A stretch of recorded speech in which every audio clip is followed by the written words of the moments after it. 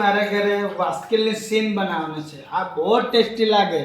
પહેલાં એને નાનું એવું કરીને કાપી લેવામાં આવે, પછી એને પાણીમાં સાંજે બોરી રાખવામાં આવે એટલે એની કડવાશ નીકળી જાય।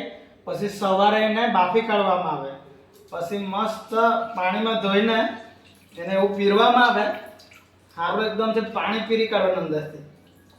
પછી તેને છે ને તેલમાં મસ્ત વઘાર ચટણી મટણી નાખીને બનાવવાનું, બહુ ટેસ્ટી લાગે।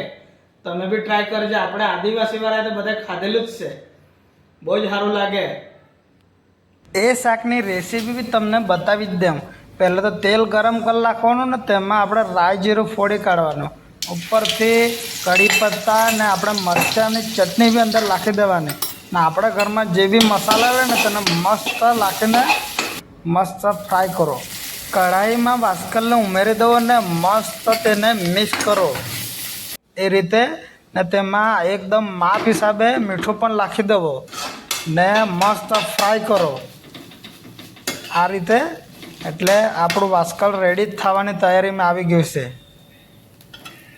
ફાઇનલી શાક બની ગયું છે વાસ્કલની સીન। હમણાં તમને ટેસ્ટ કરીને બતાડું।